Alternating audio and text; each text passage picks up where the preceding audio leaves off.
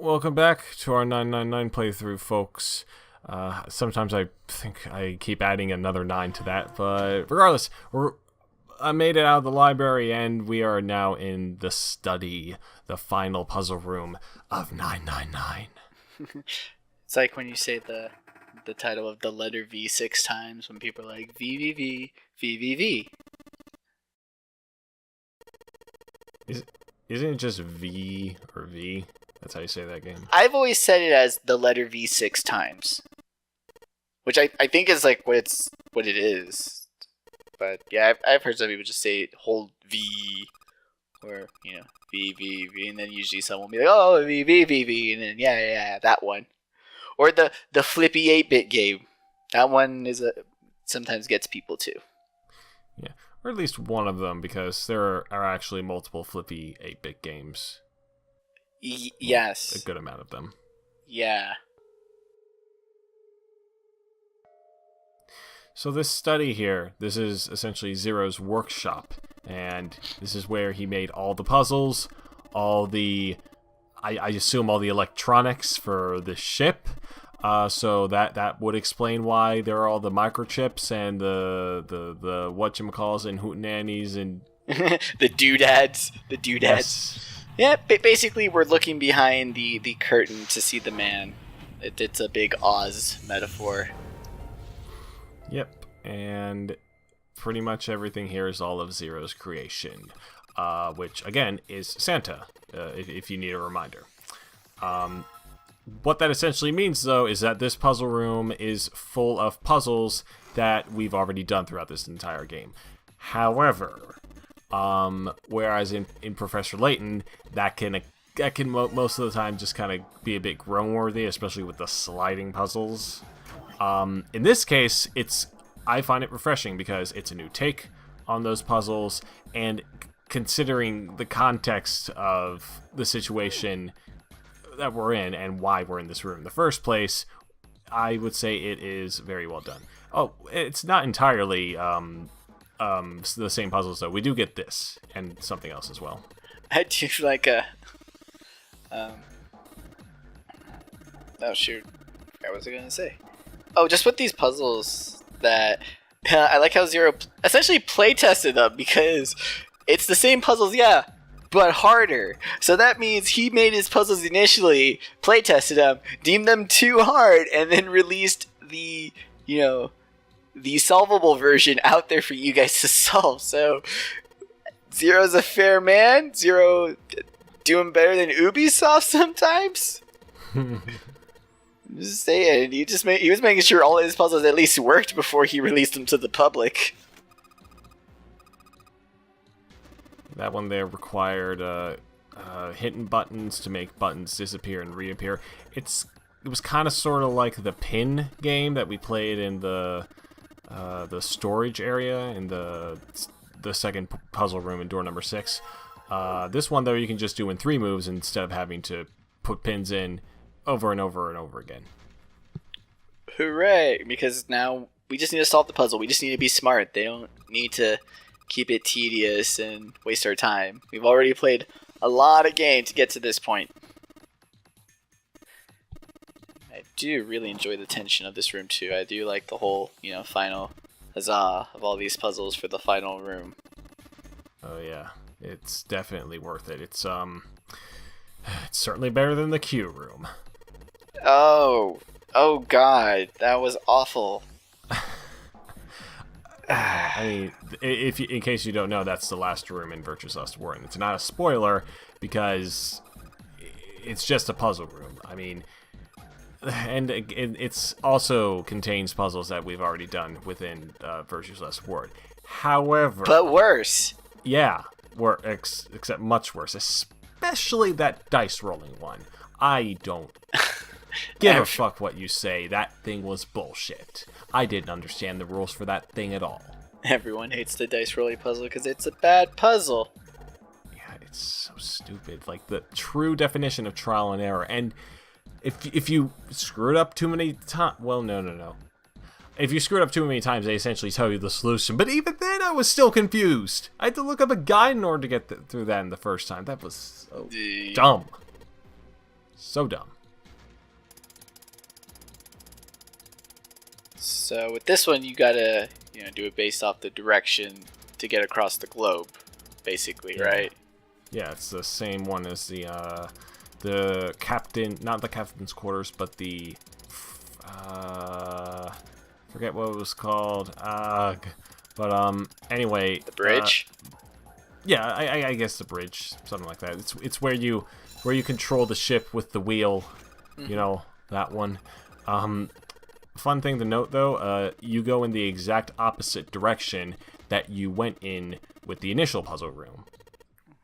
See, it's the same, but harder. Not really. No.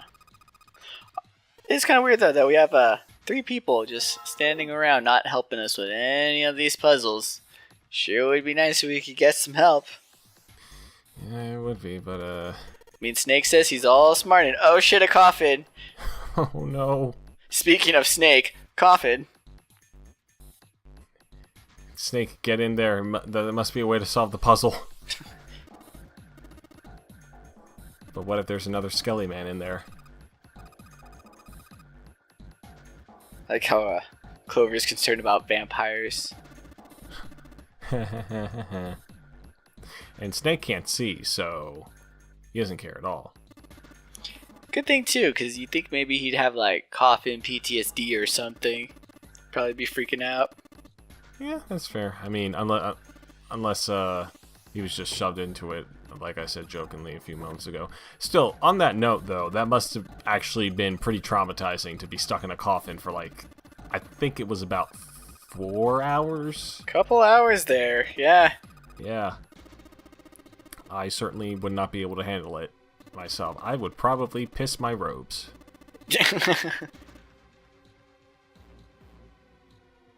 We're gonna keep bringing it up, guys, because it's very, very important that we all know about all ice. I guess I was really interested in the coffin. Yeah, I mean, it has to have something to do with the mummy. We don't know what yet, but everything's related. Swear to God. I think my only problem with this room is that it's a bit difficult to navigate because it's kind of sort of one straight line, but there are a lot of areas that you can explore, and you sometimes have to do it from multiple angles, and it can get a little annoying as well. It doesn't help that the screen's also cluttered like it's supposed to be, yes. but that doesn't help with the clarity of the puzzle.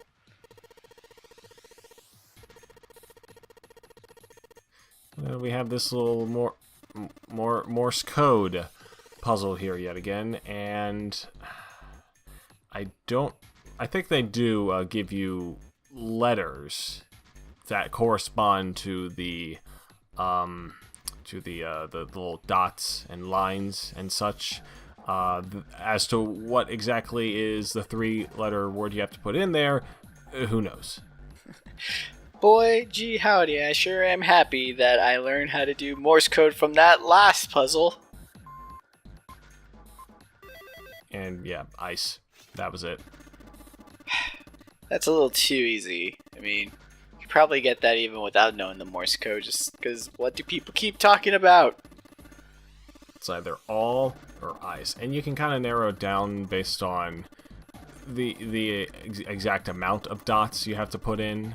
Because 2 at the top, 4 in the middle, 1 at the bottom, and there's only a finite amount of letters that can only fit that description.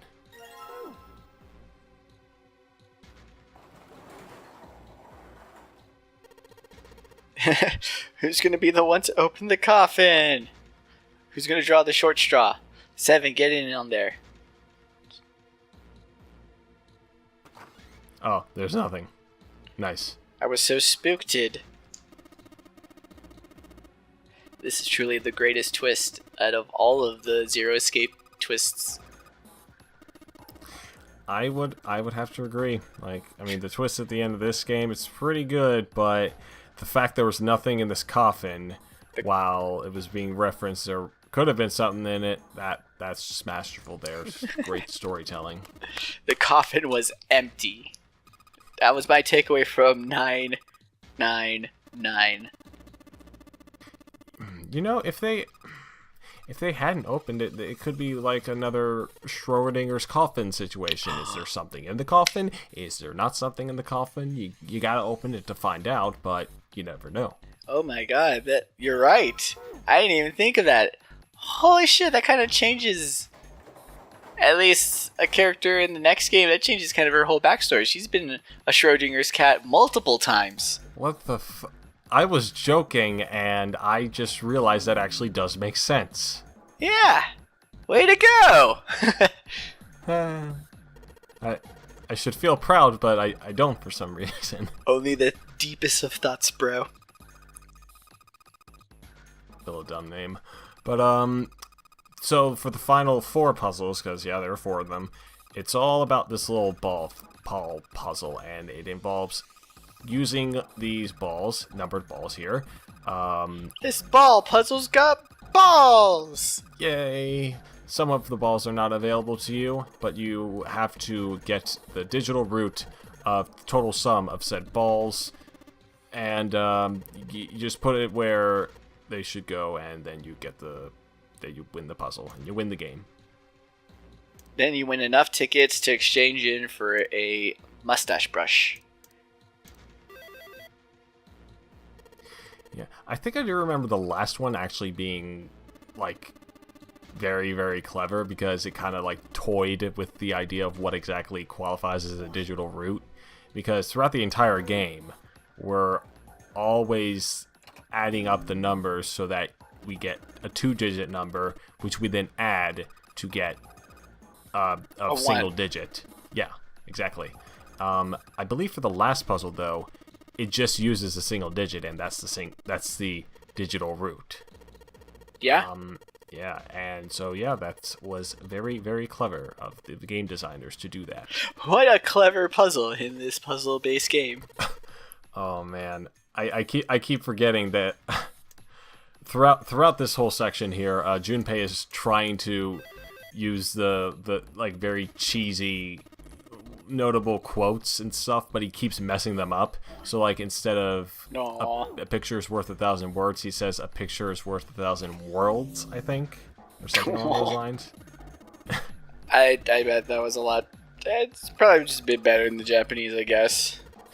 Yeah, I would say so. There's probably another example of the a struggle, the struggles of the localizers, which I sympathize with their plight. But they added away vagina bones. Remember when they were like the monsters of the gaming industry there? Like everyone just hated translators for some fucking reason.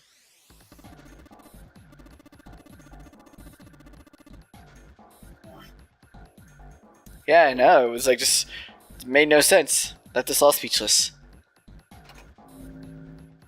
I'm just curious about the word vagina bones. Oh, what game was it? Some freaking like anti-censorship, or what they call themselves, channel.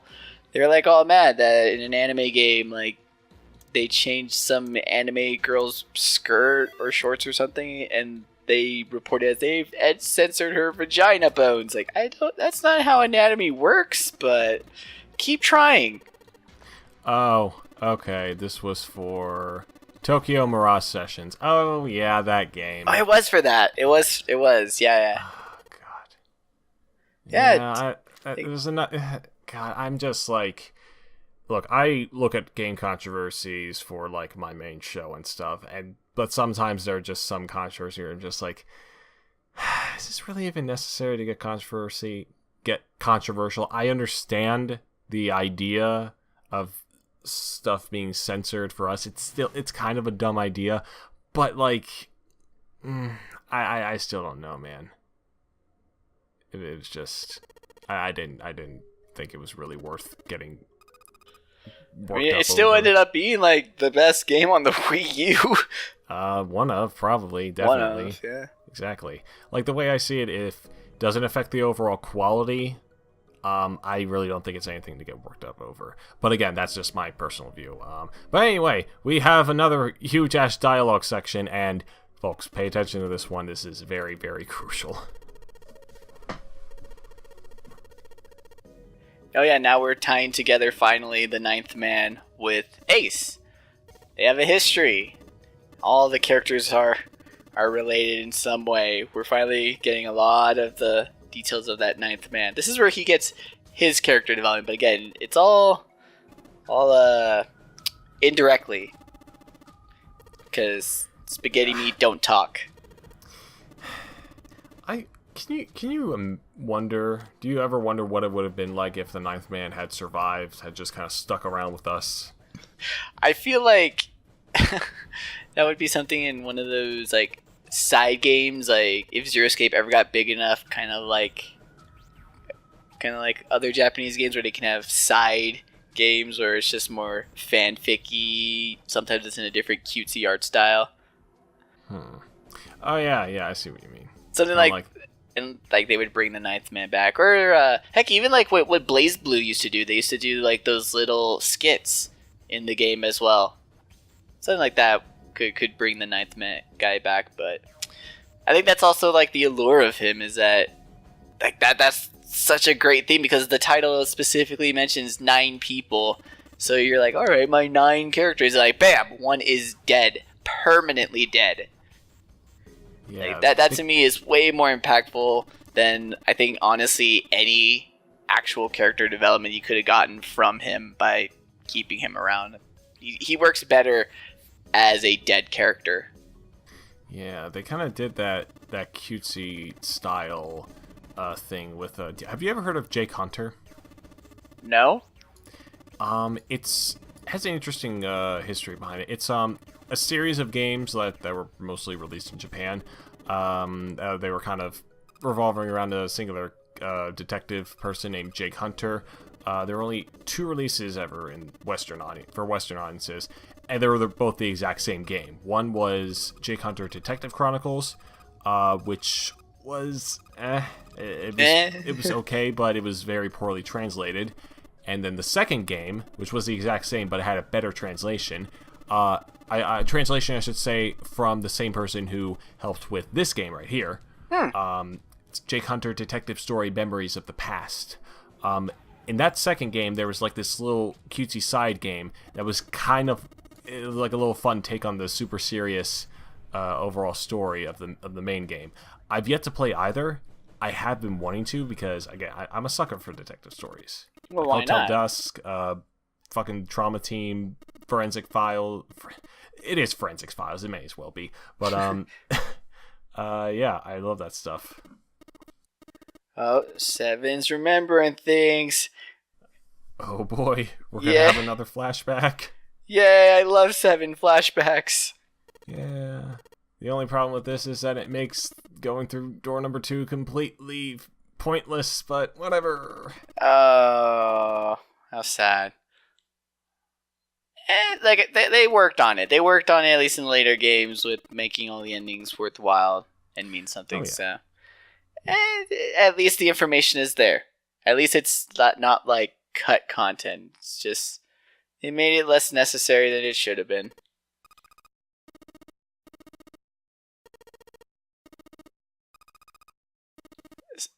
This was the part where I was waiting for 7 to be like, I'll start at the beginning. My name is blank, and we never got that. Instead, he's a man of business. He sticks right to the point of identifying the people in the picture.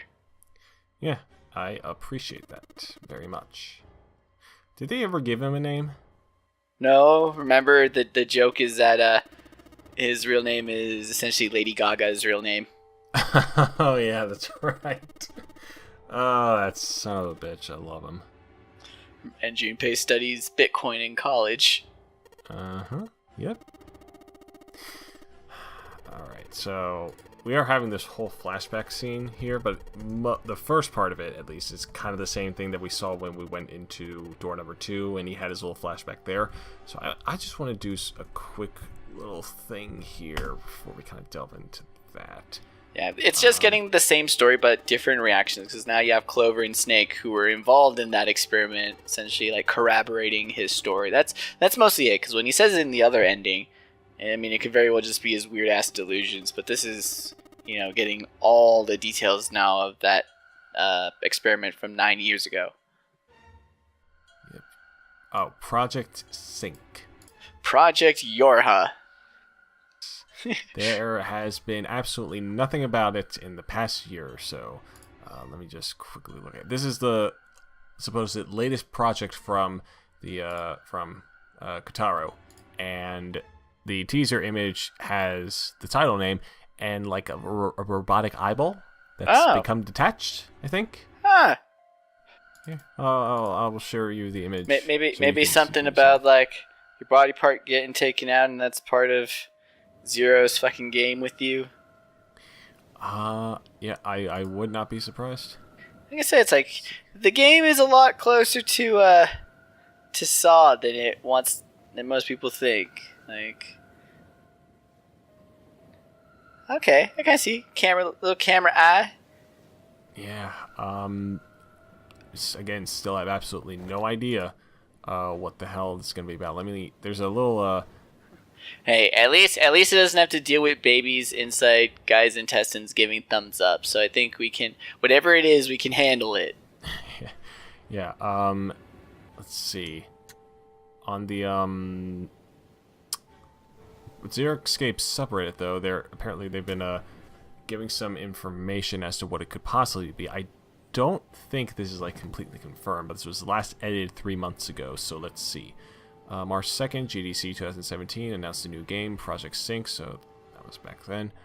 Let's see. Oh, they even have the type of font that the Project Sync was typed in. That's interesting. Ooh. No, not really, but okay, let's see. People play the game. I is homophobic for Japanese. Communitarianism, the philosophy that people are shaped by the environments around them, will most likely be involved in some form. Source. What is the source? Okay. Oh, this is interesting. It's an interview for back in May 2017 that kind of gave some information on it, I guess. Let's see. See, I always like when games have that whole sort of like idea thesis. I think my favorites always used to be Kojima's. How for the Metal Gear Solid games, the theme for all the games rhyme. You have genes, memes, scenes, and I forget what the last one is, but yeah, basically each Metal Gear Solid game, like the first one is genes because like Snake and Liquid are fighting over their genetics, and then the second is memes because the Patriots are trying to control, informations and thoughts, the memes. And then the third one is scene, which is when they start getting weird. Or was the third one scene? Or was the fourth one scene? But scene, I remember that the theme of that was basically just that people's identities are very defined by the people around them. Like, yeah. It kind of goes with like how the boss, how from America she's viewed as a traitor, but with the true information, the true perspective, you see that she's a patriot to the end. And so just the idea that your identity is shaped just based on like the knowledge around you that people have, that affects your identity. And I was trying to remember what Metal Gear Solid 4's was, but growing old and then doing a fight at the end. oh, yeah, but it's the best grandpa fight. And then that whole thing just kind of, that whole concept sort of went away, I guess. The whole Peace Walker and all that thing. Well, I guess the Phantom Pain had one. Here it is. Yeah, number 4 was sense, as in someone's understanding of the world that is lost when they die. Oh, okay. Ooh, that would make sense. Yeah. Peace Walkers was peace. And the Phantom Pain's themes are race and revenge. I don't believe the whole race part, but sure, revenge. That sounds about right. You go, Kojima. It kind of makes me wonder if they're gonna do another same thing with like the his new game. See if it's gonna have its own little like thematic. Yeah, I mean, honestly, anything is possible though. But quickly back to Project Sync. Apparently, information about the game will be revealed sometime this year, and Kotaro says himself, it is the best ADV game in the universe. Oh my! Well, I mean, he's always right. You can't really argue with him. Yep. Of course he is. All right, so back to this now. Do these sirens sound familiar to you all? Wait, it's for the incinerator to start. Yes it is. Shit. Yep. Turns out he was in the incinerator the entire time. He had actually infiltrated the ship. I was a bomb the whole time. But if I was bomb, then who was phone?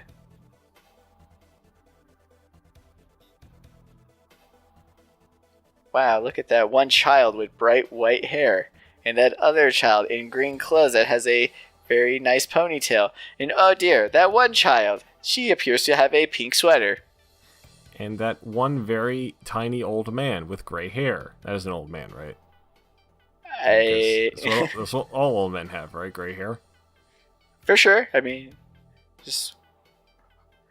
You there, small child. You are clearly the protagonist of this anime. Show me the way out.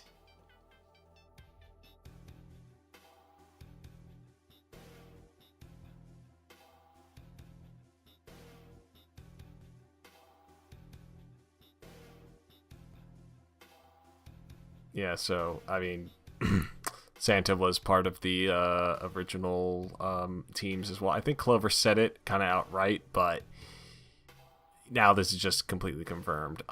As is what is going to happen within the next, how much time have we got left? 15 or so minutes. God. Sometimes you ever notice how, like, when major events happen, and it's just so emotional and traumatic and just devastating, and then you look at how much time has passed in between that, and it's just nothing to scoff at. Yeah? It's just like, I mean, I know, like, tragedies can happen in seconds and be over with in seconds as well, but still, it's just... sometimes the concept of time can just fade into the background. I mean, time's relative, so...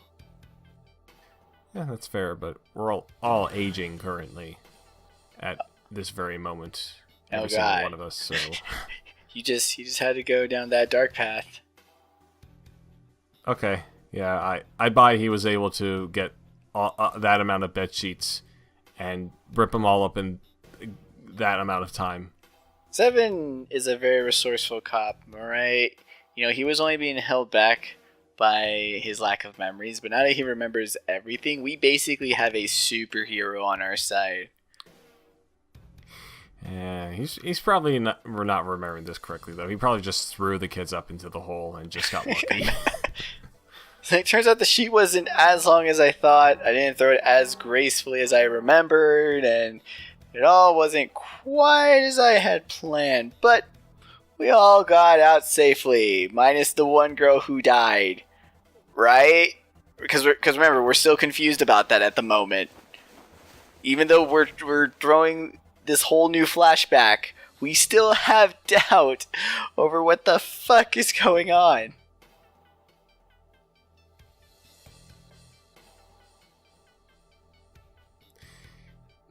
What were you feeling during when you first saw this segment?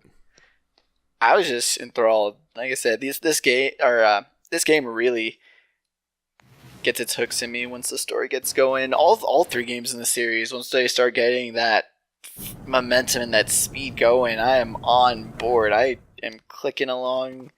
I am all about the game's tempo at that point. And so basically right here, like, I don't even remember taking my time to actually read the text. I was just, it's like, I gotta find out what's gonna happen next, and then next, and next. It just, just really wanted to get to the end. Yeah, and also another twist, Ace was on the ship with them all along. Not this ship we're currently on, the ship 9 years ago. Yeah, it's also starting to do this whole thing where maybe everyone has played this game before, and then you kind of cast doubt on Junpei at this point too, because like, wait, was Junpei on this boat? Did he just forget? I wouldn't doubt if they pulled a plot twist like that bullshit, but luckily they don't. But it was in the realm of possible the first time I was playing this game, thinking like, shit, everyone was on the boat. 9 years ago. Junpei is just a forgetter. Honestly, that probably would have been a little less exciting than what we did end up getting. Oh yeah, what we end up getting is so wackadoo fucking crazy. I still don't currently truly understand all of it. Yeah, I still understand like the general concept. Oh, definitely. Well, the thing is, like, I understand the events, but I don't really understand like the paradoxes. Like, I haven't come to the conclusion on what actually the resolution to some of the paradoxes are. It's like, who knows? It's like someone shit the time bed hard. They didn't do a good job of cleaning it up. Yeah, but, sometimes it's better to just set the whole bed on fire. Just hide the evidence. Yeah, that as well. Oh, rounded stairs. My one weakness. That's Skellyman's. You gotta do something about that whole Skellyman weakness, because, you're in for a big shocker in the future. Oh, yay me. How the hell do you maneuver up these stairs without getting dizzy? Because, I mean, you are going round and round and round in a very small, contained area, so... Keep your eyes forward. Don't think about it. And you just kind of get used to it. Oh, holy shit. I always thought it was just those three characters in the background. I didn't see, like, the pair of legs in the upper right corner. Like, that just kind of blended into the stairs. Yeah, all the characters are there. So there were only 4 of them, weren't there? Or was it just the 4 that we saw? That we saw. It was a kind of a small frame. It's to show that this ladder is really small too. And I like how we're still calling him 7. Like, this would, at some point, any point would have been opportune. Like, literally to introduce himself to the kids. To introduce himself to us.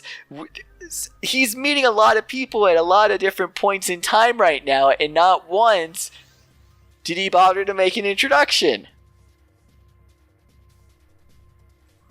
I don't even think they know his name. I just like how deliberate it is that, I mean, it's not that he didn't get a chance. He's had several opportunities. It was very, very deliberate to not give 7 an official non-code name.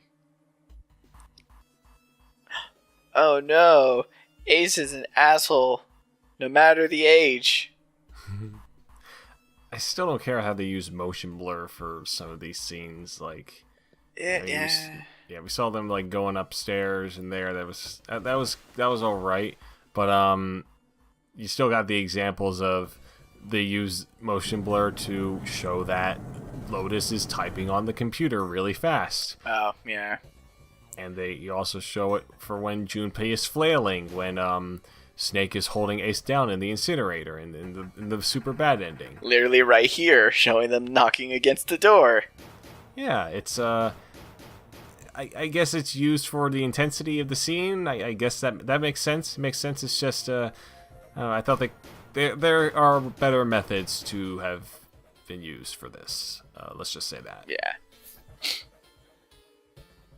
I mean, I don't know what they are. I'm not an artist, so I wouldn't know. But hell no. No, I'm not gonna make suggestions to fix things.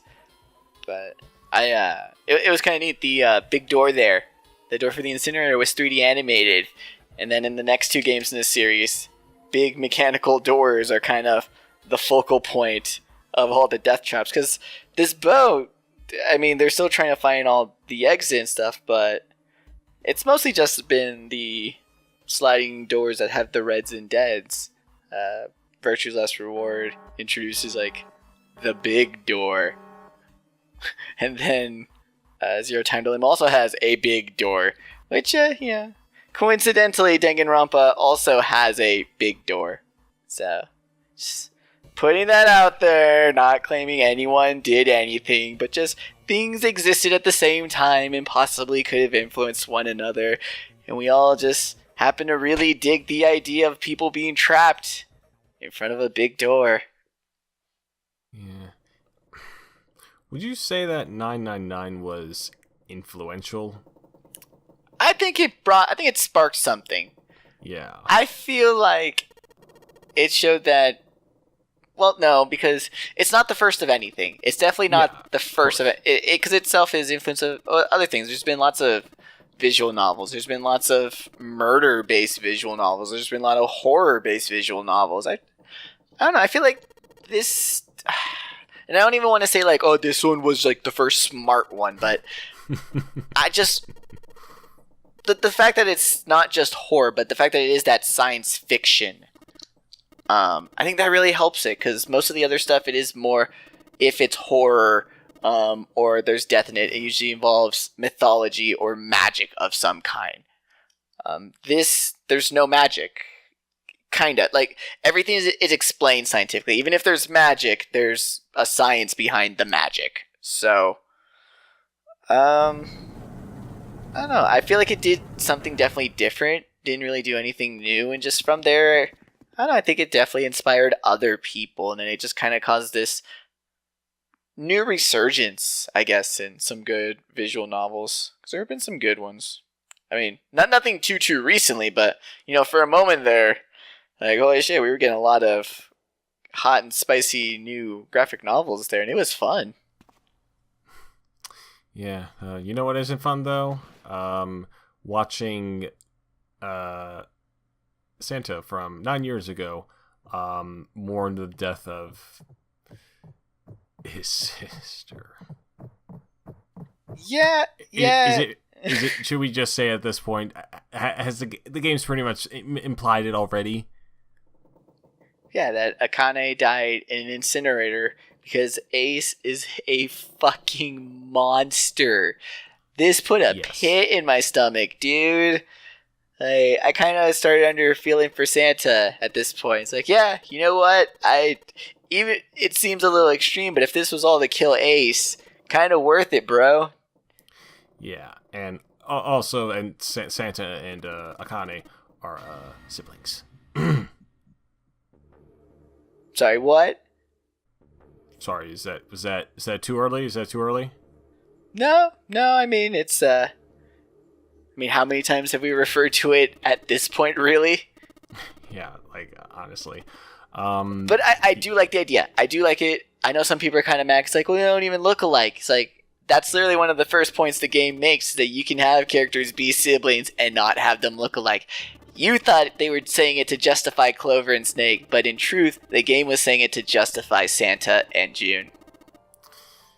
Yeah. So all those stories that Santa told us about, they were all about Akane, and given the fact that Santa memorizes the temperature at which the human body burns is a very big factoid about him.